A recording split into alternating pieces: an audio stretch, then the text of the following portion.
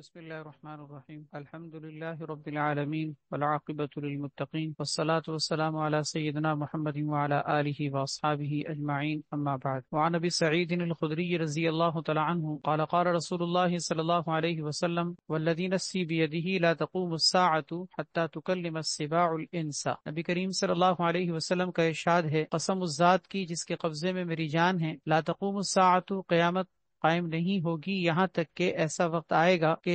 درندے انسانوں سے بات چیت کر رہے ہوں گے۔ سبا درندوں کو کہا جاتا ہے کہ درندے، جانور، حیوانات انسانوں سے بات چیت کریں گے۔ وَحَتَّى تُكَلِّمَ الرَّجُلَ عَذَبَةُ صَوْتِهِ،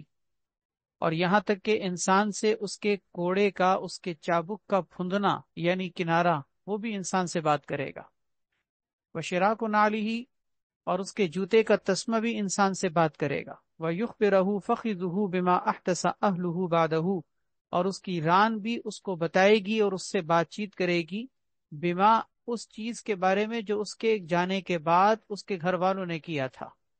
یعنی اس کی ران بھی اس کو اس کے گھر والوں کے حال چال کو بتائے گی کہ اس کے جانے کے بعد اس کی عدم موجودگی کی حالت میں اس کے گھر والوں نے کیا کچھ کیا تھا، یہ ران بھی بتائے گی۔ ترمذی شریف کی یہ روایت ہے جس میں قیامت کے قریب یہ علامت ذکر کی گئی ہے، یہ نشانی ذکر کی گئی ہے کہ اس طرح کا معاملہ پیش آئے گا کہ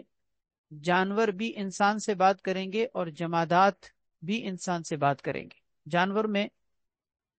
ذکر کیا گیا ہے کہ درندے انسان سے بات کریں گے، اور جمادات میں دو چیزیں ذکر کی ہیں، یعنی بے جان چیزوں میں دو چیزیں ذکر کی گئی ہیں۔ ایک تو یہ کہ کوڑے کا پھندنا، کوڑے کا کنارہ بھی انسان سے بات چیت کرے گا، اور انسان کی ران بھی اس کو بتا دے گی کہ اس کے گھر والوں نے اس کے جانے کے بعد کیا کچھ کیا تھا۔ اس حدیث سے یہ بات معلوم ہوتی ہے کہ قیامت سے پہلے کچھ عجیب اور حیرت انگیز قسم کے واقعات پیش آئیں گے، اور یہ حیرت انگیز قسم کے واقعات کا پیش آنا دوسری حدیثوں میں بھی موجود ہے۔ مثلاً طبرانی کی روایت ہے کہ نبی کریم صلی اللہ علیہ وسلم نے ارشاد فرمایا، لا تقوم الساعة حتى تزول الجبال عن اماکنها، کہ قیامت قائم نہیں ہوگی یہاں تک کہ پہاڑ اپنی جگہ سے ہٹ جائیں گے۔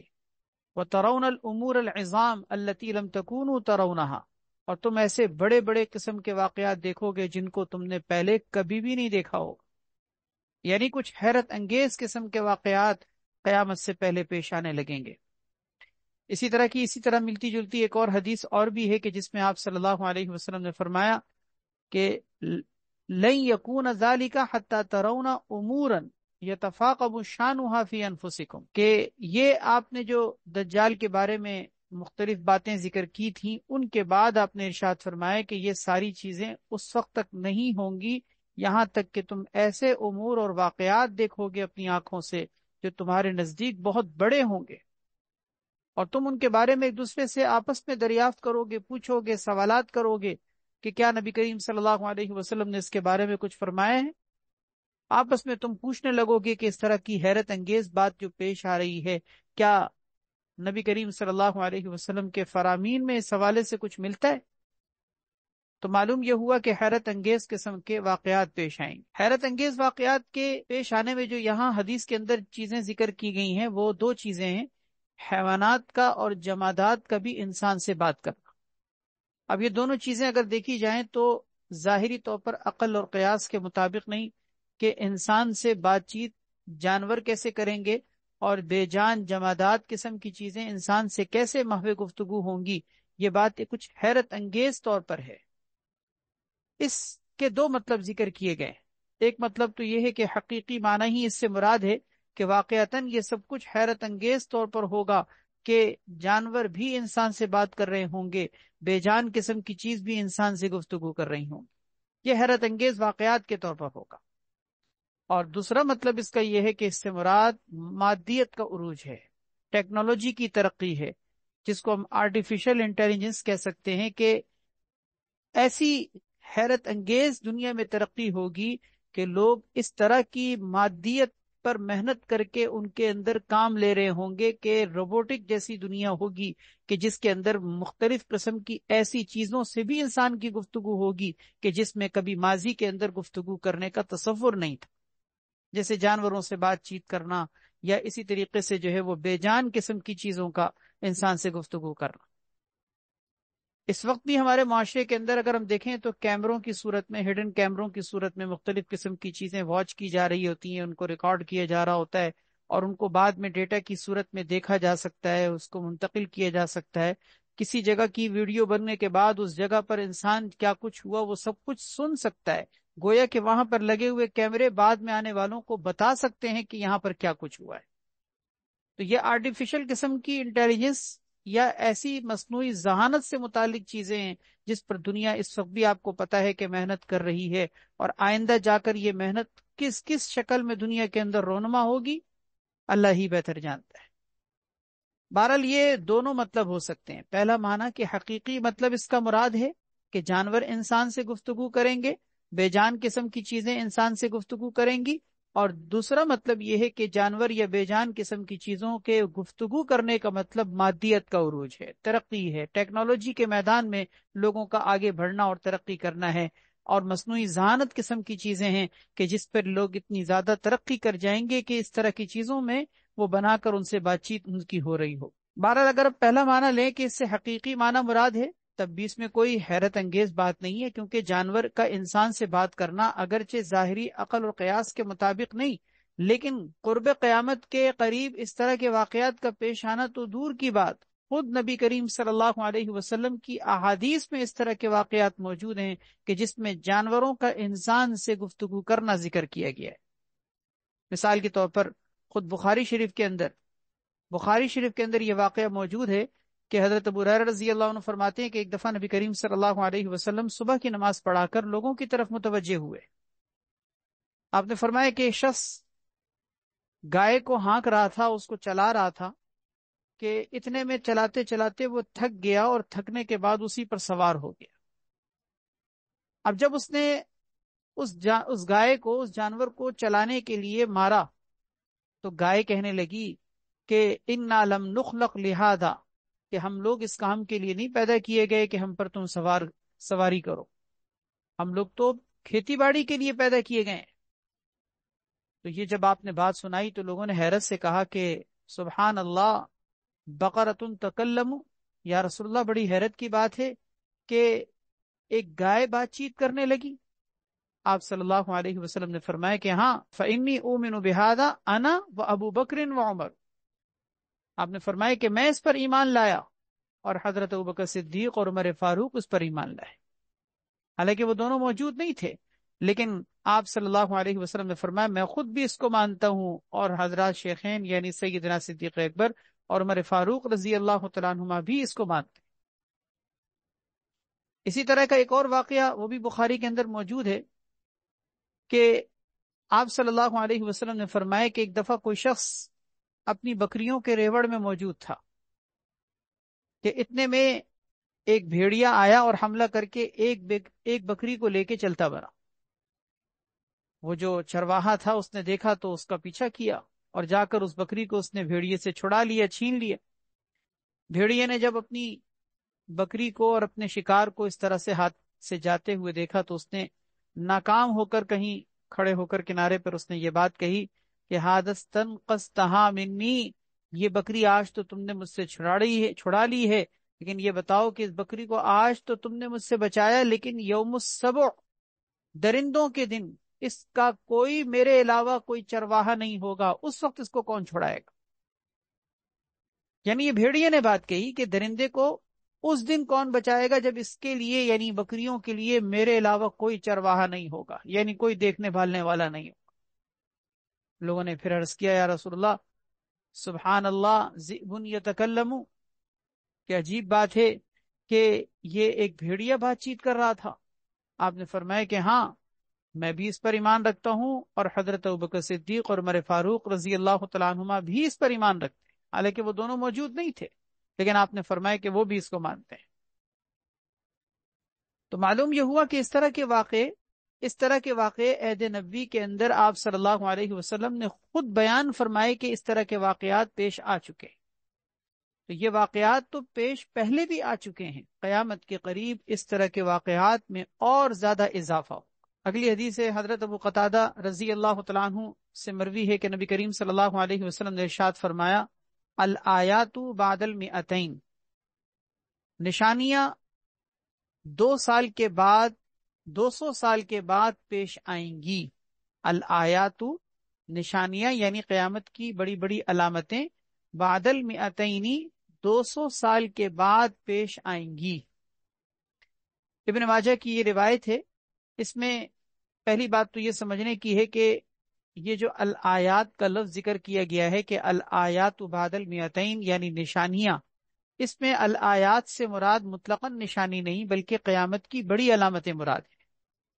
علامات کبریٰ جن کو کہا جاتا ہے، قیامت کی بڑی نشانی. تو اس کا مطلب یہ ہوا کہ قیامت کی جو بڑی بڑی علامتیں ہیں وہ قیامت کے قریب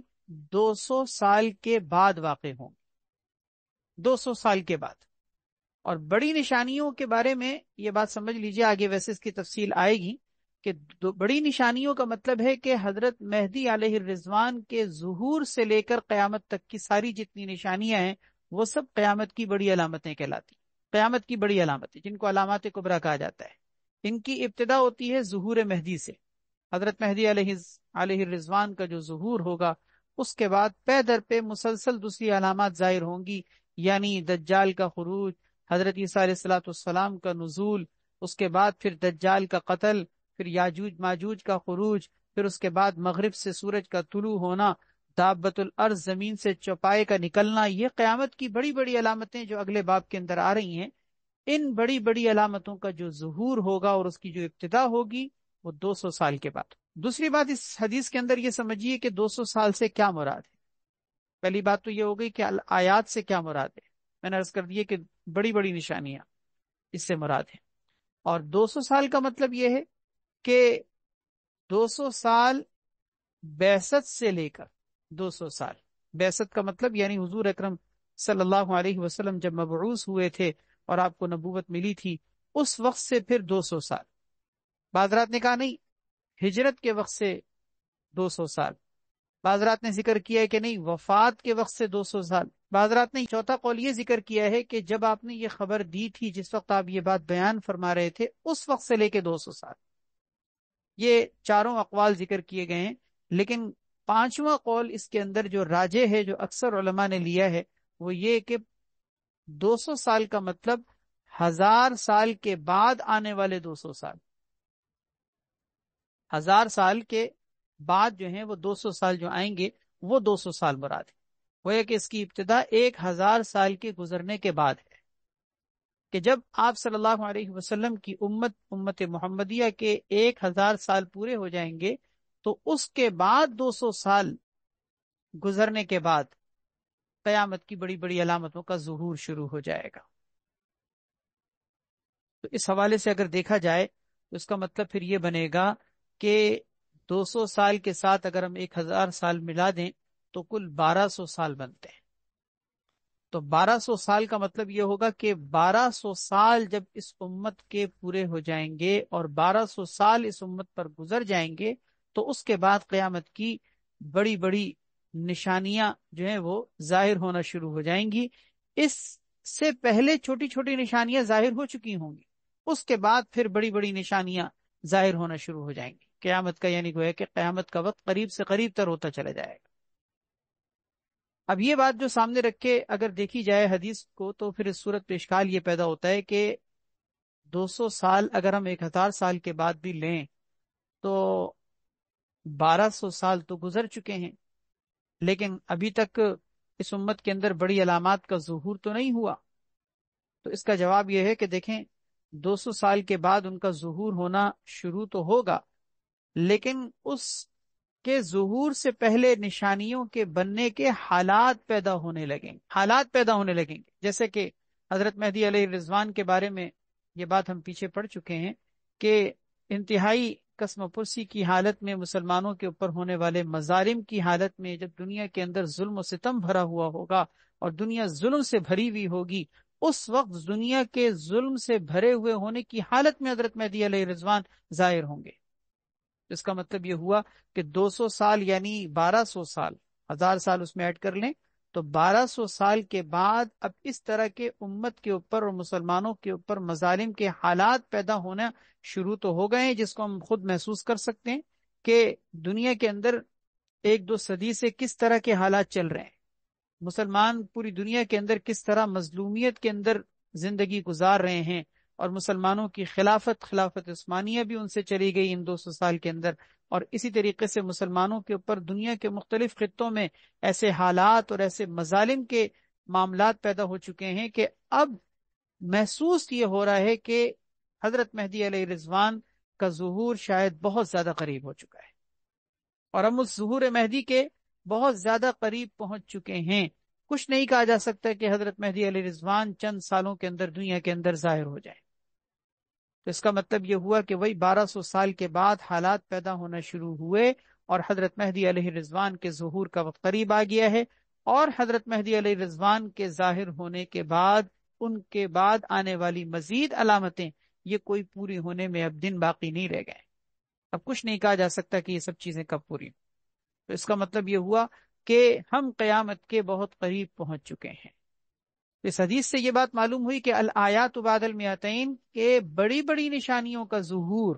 بڑی بڑی نشانیوں کا ظہور وہ 200 سال کے بعد، یعنی 1000 سال کے بعد 200 سال، تو 1200 سال کے بعد ان کا ظہور ہونا شروع ہو جائے گا، اور ان کے ظہور کے حالات دنیا کے اندر پیدا ہونے شروع ہو جائیں گے۔ اللہ تعالی ہم سب کو قیامت کی تیاری کی توفیق عطا فرمائے۔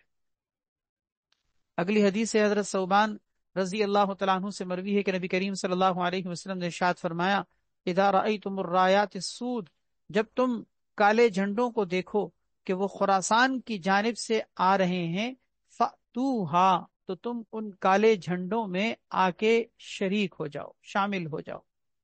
فإن فیہا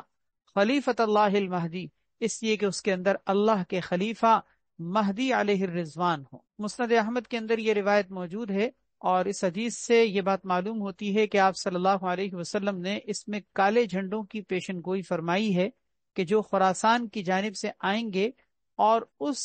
کالے جھنڈے کے آنے کا مطلب جھنڈے والوں کا اور ان لشکر کا آنا مراد ہے کہ جس لشکر کے اندر کالے کالے جھنڈے ہوں گے، اور آپ نے فرمایا کہ وہ جب جھنڈے والا لشکر خراسان کی جانب سے آئے گا تو تم اس میں شامل ہونا اور اس میں شریک ہونا، کیونکہ اس میں اللہ کے اس وقت کے خلیفہ حضرت مہدی علیہ الرضوان موجود ہوں گے، جس کے اندر تم شامل ہو کر ان کا ساتھ دے کر تم کامیاب ہو سکتے ہو۔ اس حدیث میں پہلی بات تو یہ سمجھیے کہ یہ جو الرایات السود ذکر کیا گیا ہے، یعنی کالے جھنڈے، اس سے مراد حضرت حارث اور حضرت منصور کا لشکر ہے۔ حضرت حارث اور حضرت منصور کا لشکر اس سے مراد ہے، جیسا کہ حضرت حارث اور منصور کی بات پیچھے حدیث میں ذکر بھی کی جا چکی ہے کہ نبی کریم صلی اللہ علیہ وسلم نے ایک لشکر کی پیشن گوئی فرمائی کہ جو حضرت مہدی علیہ الرضوان کو بہت زیادہ سپورٹ کرے گا اور ان کی مدد و نصرت کے لیے آئے گا۔ تو اس سے مراد کالے جھنڈوں سے مراد وہی حضرت حارث اور منصور کا لشکر ہے۔ حضرات محدثین نے ذکر کیا ہے کہ کالے سے مراد کالے رنگ کے جھنڈے بھی ہو سکتے ہیں، اور اس سے یہ بھی مراد ہو سکتا ہے کہ خراسان کی جانب سے آنے والے مسلمانوں کے لشکر کی بہت زیادہ کثرت، یہ بھی مراد ہو سکتی ہے، کیونکہ کالے کا مطلب جیسے کہ چھا جانا، کسی اردو میں بھی جیسے محاورے کے طور پر کالے رنگ کا ذکر کیا جاتا ہے تو اس کا مطلب جیسے کوئی چیز چھا گئی، تو گویا کہ آپ صلی اللہ علیہ وسلم نے خراسان کی جانب سے آنے والے اس لشکر کا تذکرہ کیا ہے کہ وہ اتنا زیادہ کثیر تعداد میں ہوگا کہ وہ کالے جھنڈوں کا ہوگا، یعنی اس کا مطلب یہ کہ وہ بہت چھا جانے والا ہوگا۔ یہ بھی بعض رات نے ذکر کیا ہے۔ اس کا مطلب کالے سے مراد کالے رنگ کے جھنڈے بھی ہو سکتے ہیں، اور کالے رنگ کے جھنڈوں سے مراد اس لشکر کی کثرت بھی ہو سکتی۔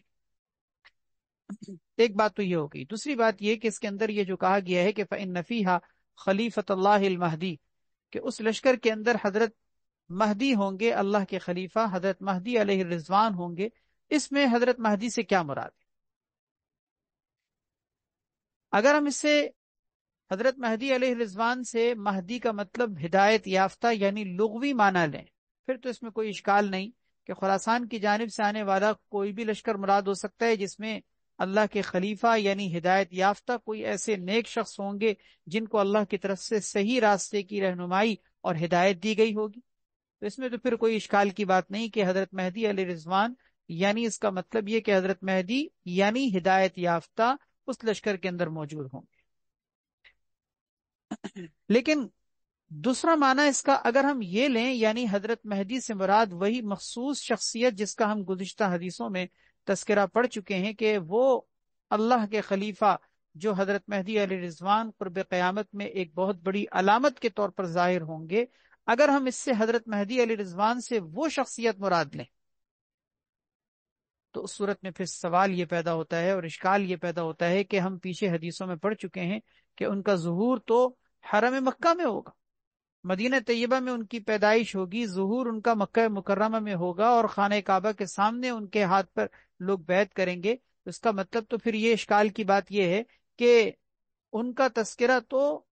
مکہ مکرمہ کے اندر بیعت کا حدیثوں میں گزر چکا ہے، تو پھر خراسان کی جانب سے آنے والے لشکر میں حضرت مہدی علیہ رضوان کیسے موجود ہوں گے؟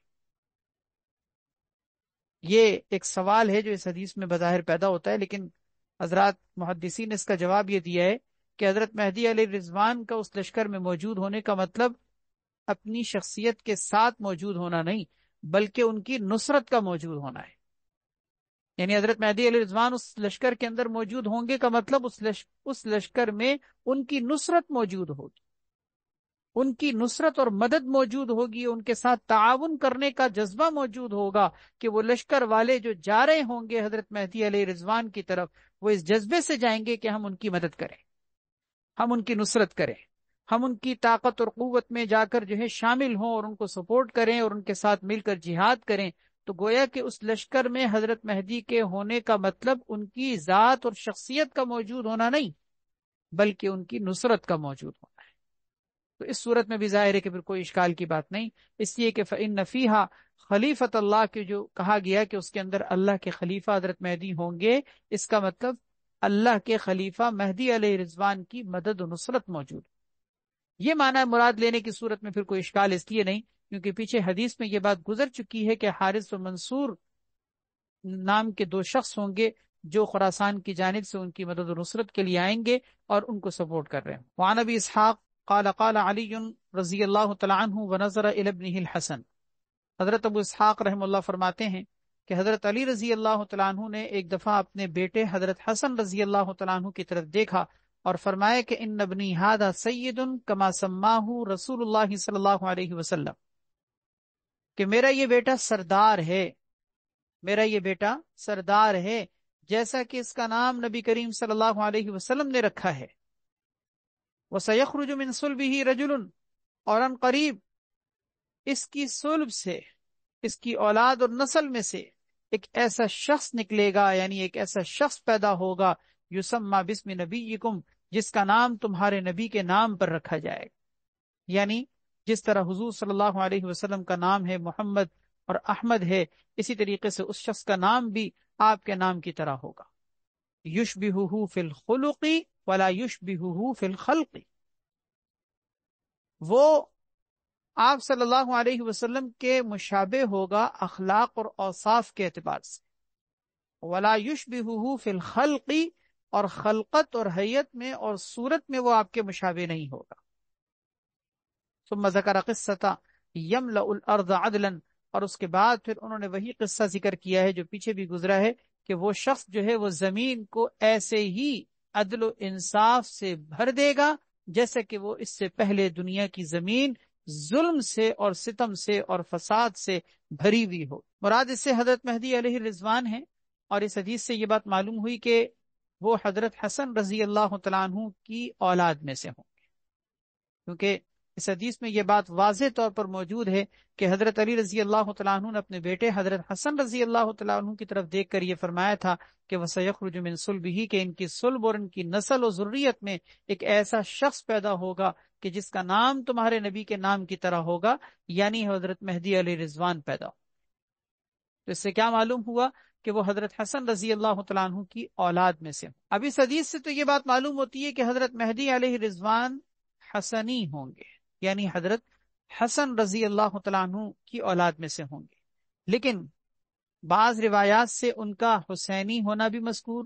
حدیث میں مذکور ہے، ثابت ہے کہ بعض روایات سے پتہ چلتا ہے کہ حضرت حسین رضی اللہ تعالیٰ عنہ کی وہ اولاد میں سے ہوں گے۔ پیچھے ہم اس پر بات کر چکے ہیں، یا میں مختصر ذکر کر دیتا ہوں کہ روایات میں بعض روایات سے پتہ چلتا ہے کہ وہ حسین رضی اللہ تعالیٰ عنہ کی اولاد میں سے ہیں، اور بعض روایات جیسے کہ ہمارے سامنے موجود ہے کہ جس سے پتہ چلتا ہے کہ وہ حضرت حسن رضی اللہ تعالیٰ عنہ کی اولاد میں سے ہوں گے۔ تو اس میں دونوں میں کوئی تعارض کی بات نہیں، کیونکہ یہ بات ہم پیچھے پڑھ چکے ہیں کہ تطبیق یہ دی گئی ہے کہ وہ صرف ایک نہیں بلکہ دونوں کی اولاد میں سے،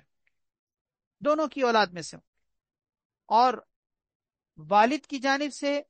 وہ حسنی ہوں گے یعنی حضرت حسن رضی اللہ تعالیٰ عنہ کی اولاد میں سے،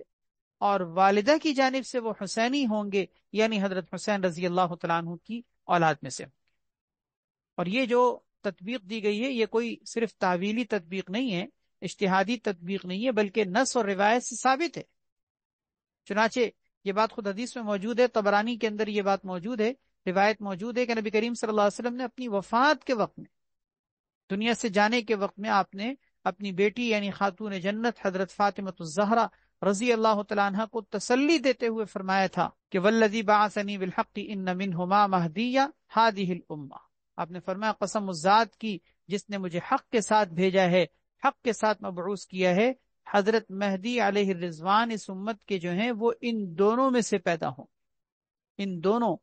اس کا مطلب کیا کہ حضرت حسن اور حسین رضی اللہ تعالیٰ عنہ کی اولاد میں سے وہ پیدا ہوں۔ بہرحال اس حدیث سے یہ بات تو معلوم ہوئی کنفرم کہ والد کی جانب سے وہ حضرت حسن رضی اللہ تعالیٰ عنہ کی اولاد میں سے ہوں گے، جیسے کہ صراحتاً یہ بات حدیث کے اندر موجود ہے کہ حضرت حسن رضی اللہ تعالیٰ عنہ کے بارے میں حضرت علی رضی اللہ تعالیٰ عنہ نے یہ فرمایا تھا کہ ان کی نسل میں سے حضرت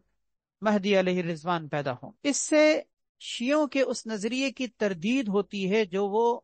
حضرت امام مہدی کے بارے میں جو نظریہ رکھتے ہیں ان کی تردید ہوتی ہے۔ آپ نے شاید حضرت امام مہدی کے بارے میں شیعوں کا عقیدہ یا ان کا نظریہ پڑھا ہوگا، سنا ہوگا کہ وہ محمد ابن حسن عسکری نام کے کسی شخص کو مہدی قرار دیتے ہیں، اور انہی کو وہ کہتے ہیں کہ قیامت کے قریب ان کا ظہور ہوگا۔ میں پہلے ان کا عقیدہ ذکر کر دوں تاکہ اس کی تردید آپ کو سمجھ میں آئے۔ یہ شیعوں کے بارے میں یہ بات سمجھ لیجئے کہ انہوں نے حضرت مہدی کا جو تصور قائم کیا ہے وہ اہل سنت والجماعت سے ہٹ کر، وہ محمد ابن حسن عسکری نام کے ایک شخص کو حضرت مہدی قرار دیتے ہیں، جن کی ولادت ہوئی تھی 255 ہجری میں، اور 260 ہجری میں جب محمد ابن حسن عسکری کے والد یعنی حضرت حسن ان کا انتقال ہو گیا تھا، تو ان کے بیٹے یعنی محمد ابن حسن عسکری یہ اپنے والد کی جگہ پر جو ہے وہ امام بن گئے تھے 260 ہجری میں۔ اور پھر اس کے بعد پھر دنیا سے وہ ایسے غائب ہوئے کہ کسی غار میں یا کسی ایسی جگہ میں وہ جا کر غائب ہو چکے ہیں اور روپوش ہو چکے ہیں کہ دنیا کو کچھ نہیں پتا کہ وہ کہاں ہیں، اور قیامت کے قریب ان کا ظہور ہوگا، قیامت کے قریب وہ آئیں گے۔ یہ ان کے 12ویں امام ہیں، اس سے پہلے 11 امام گزر چکے تھے، 11ویں نمبر پر انہی کے والد یعنی حسن جو ہیں وہ 11ویں نمبر پر امام تھے، 12ویں نمبر پر محمد بن حسن عسکری جو ہیں وہ امام ہیں، اور ایسے امام ہیں کہ یہ امام غائب کہلاتے ہیں، اور امام زمانہ بھی ان کو کہا جاتا ہے۔ قیامت کے قریب جب یہ آئیں گے، ظاہر ہوں گے، تو حضرت مہدی علیہ الرضوان کی حیثیت میں آئیں گے، اور یہی آ کر دنیا سے ظلم کا اور ستم کا نظام ختم کر دیں گے۔ شیعوں کا یہ جو نظریہ ہے یہ بالکل غلط ہے۔ اس کے غلط ہونے کی وجہ یہ کہ محمد ابن حسن عسکری کی جس شخصیت کے بارے میں یہ حضرت مہدی علیہ الرضوان ہونے کے قائل ہیں، وہ بالاتفاق وہ حسینی ہیں، حسنی نہیں ہیں۔ حالانکہ میں نے بھی آپ کے سامنے عرض کیا کہ والد کی جانب سے یہ بالاتفاق حدیث میں صراحتاً موجود ہے کہ یہ حسنی ہے،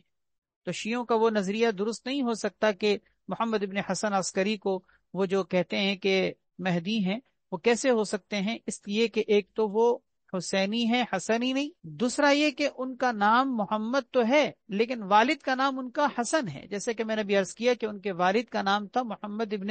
حسن یعنی حسن تھا،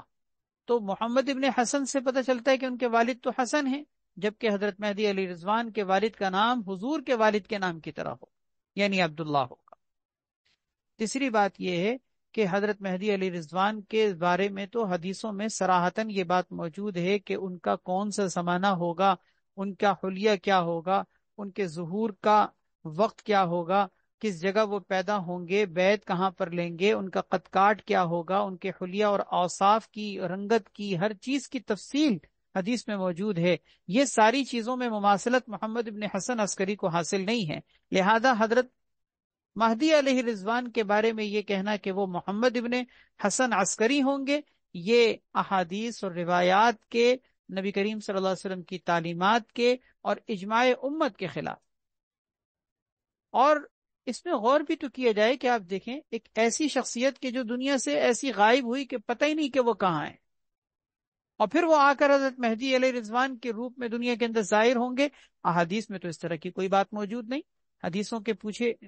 کے بارے میں پیچھے ہم پورا ذخیرہ پڑھ چکے ہیں، ان کی ساری علامتیں پڑھ چکے ہیں، ان کی رنگت، ان کا قد کاٹ، ان کے قد و قامت، ان کا حلیہ، ان کی اوصاف، ان کا چہرہ، ان کی ناک، ان کا جسم، ہر چیز ان کی ہم پڑھ چکے ہیں حدیث کے اندر. محمد ابن حسن عسکری کے اندر ان ساری چیزوں کی مماثلت نہیں پائی جاتی.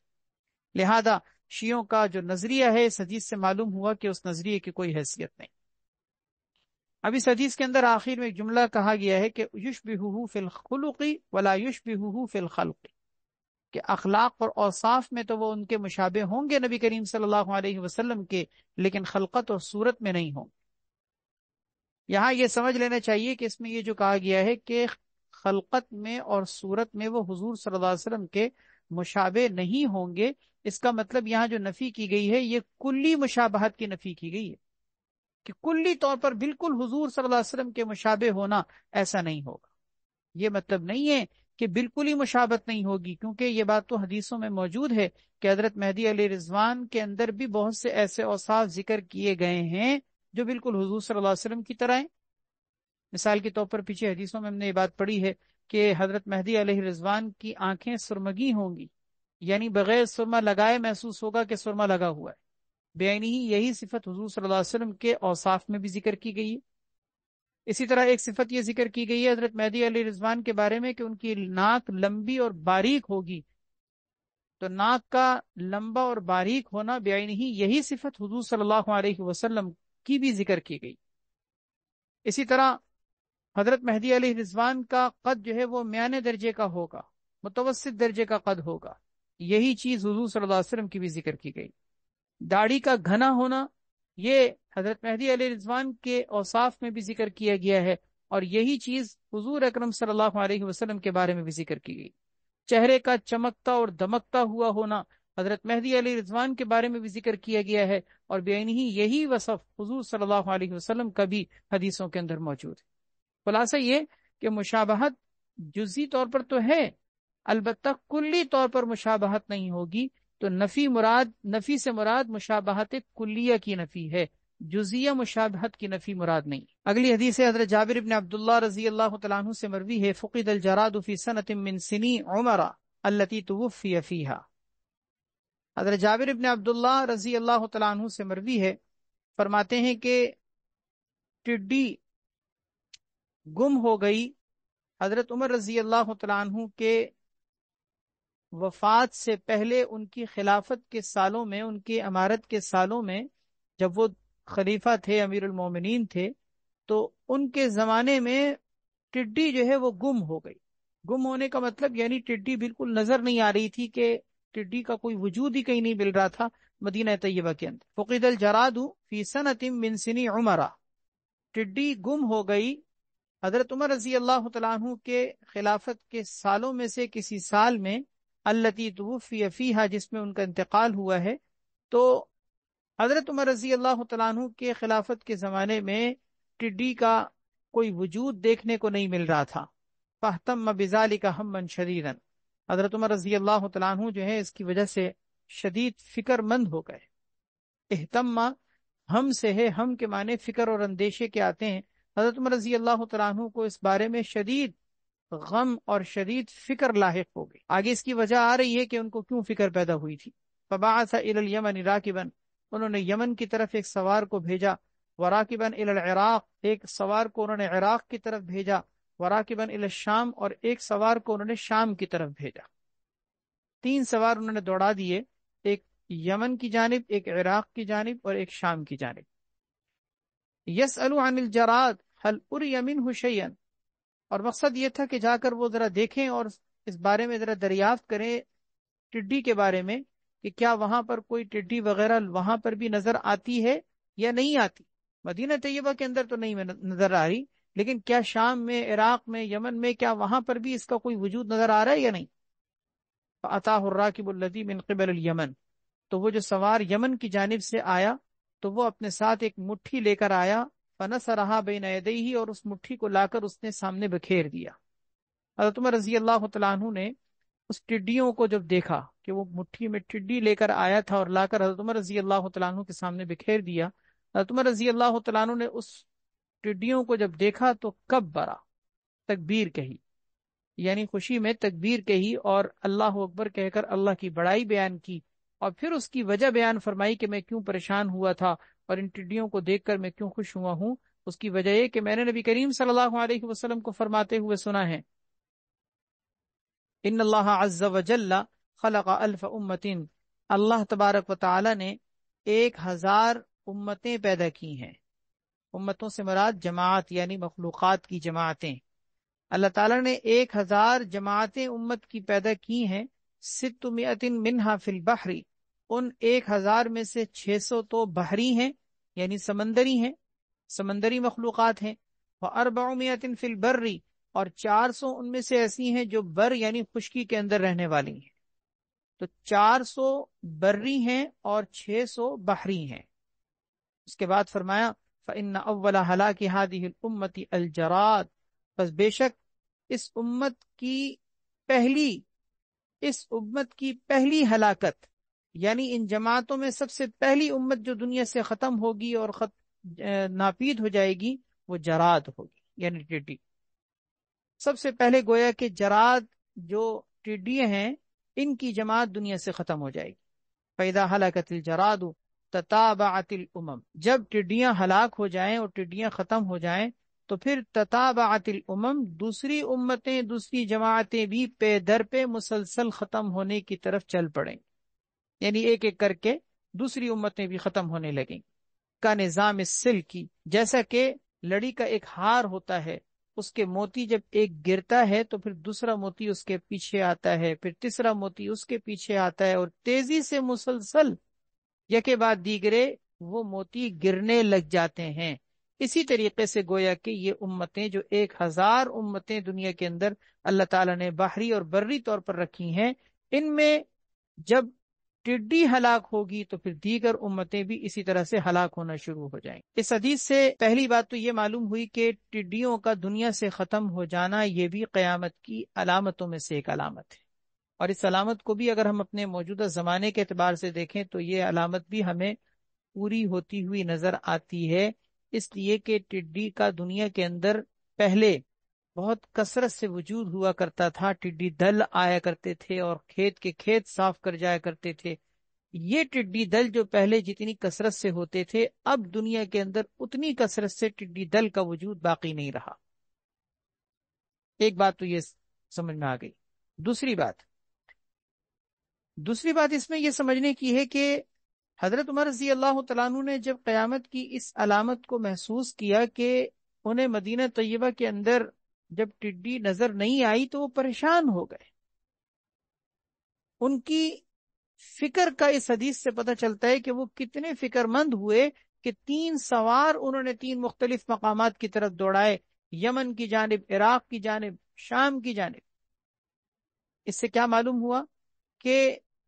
قیامت کی علامت ان کے سامنے ظاہر ہوتی ہوئی محسوس ہوئی تو وہ پریشان ہو گئے کہ قیامت قریب آ گئی۔ قیامت کے قریب آنے پر وہ پریشان ہو گئے۔ حضرت عمر رضی اللہ تعالیٰ عنہ کی عمل سے پتہ چلتا ہے کہ قیامت کی نشانیوں کے بارے میں انسان کو فکر مند ہونا چاہیے کہ بھئی ہمارے معاشرے کے اندر قیامت کی فلاں علامت پوری ہو گئی، قیامت کی فلاں علامت پوری ہو گئی، قیامت کی فلاں علامت پوری ہو گئی۔ آج کتنی نشانیاں اگر آپ دیکھیں احادیث طیبہ کی روشنی میں تو اپنے گرد و پیش میں ہمارے معاشرے کے اندر کتنی نشانیاں پوری ہو چکی، لیکن ہم اس کے باوجود قیامت کے بارے میں ایسے غافل ہیں کہ اپنی دنیا کی زندگی میں منہمک ہیں، اپنی دنیا کی عیاشیوں میں، دنیا کی حرص میں، طمع میں، لالچ میں، لمبی لمبی امیدیں میں، دنیا کے مال و متاع کو جمع کرنے میں، دنیا کے فتنوں کے شکار ہونے میں ہم پڑے ہوئے۔ ہمارے گرد و پیش میں آپ کوئی حدیث اٹھا کے دیکھ لیں فتنوں کے باب سے متعلق، آپ کو وہ حدیثوں کی روشنی میں ایسا لگے گا کہ معاشرے کے اندر وہ سارے فتنے رونما ہوتے ہوئے اپنی آنکھ سے نظر آ رہے ہیں، لیکن ہم کوئی فکر مند نہیں۔ اس حدیث سے گویا کہ ہمیں یہ سنت فاروقی یہ ملتی ہے کہ قیامت کی علامتوں کے بارے میں انسان کو فکر مند ہونا چاہیے، اور ان علامتوں کو دیکھ کر انسان کو آخرت کی تیاری کے لیے انسان کو اپنے آپ کو تیار کرنا چاہیے۔ اللہ پاک مجھے آپ کو سب کو عمل کی توفیق عطا فرمائے۔ وآخر دعوانا الحمد للہ رب العالمین، الحمد للہ رب العالمین والعاقبۃ للمتقین والصلاة والسلام علی سیدنا محمد وعلی آلہ واصحابہ اجمعین۔ ربنا آتنا في الدنيا حسنة وفي الآخرة حسنة وقنا عذاب النار، ربنا ظلمنا أنفسنا وإن لم تغفر لنا وترحمنا لنكونن من الخاسرین۔ یا ارحم الراحمین، یا ذا الجلال والاکرام، اپنے فضل و کرم سے ہم سب کے تمام گناہوں کو معاف فرما۔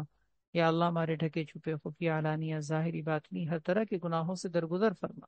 ہمیں اپنے محبوب بندوں میں، کثرت سے ذکر کرنے والے بندوں میں، اپنی اطاعت اور اپنی فرمانبرداری کرنے والے بندوں میں شامل فرما دے۔ اے رب کریم اپنی محبت عطا فرما، اور اپنی محبت کو تمام محبتوں پہ غالب فرما۔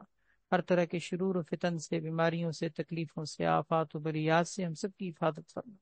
ہمیں، ہمارے گھر والوں میں، رشتہ داروں میں، یا اللہ جو لوگ بیمار ہیں سب کو شفاء کلی نصیب فرما، صحت اور عافیت کی زندگی عطا فرما۔ اے اللہ صحت اور عافیت کی زندگی عطا فرما، ایمان پر خاتمہ نصیب فرما۔ یا اللہ کلمے والی، شہادت والی موت نصیب فرما، اور آخرت کی زندگی کی دائمی خوشیاں اور دائمی عافیت اور دائمی راحتوں سے ہم سب کو ہمکنار فرما۔ اے اللہ ہر طرح کے فتنوں سے ہماری حفاظت فرما۔ سبحان ربک رب العزت عما یصفون وسلام علی المرسلین، الحمد للہ رب العالمین، آمین برحمتک یا ارحم الراحمین۔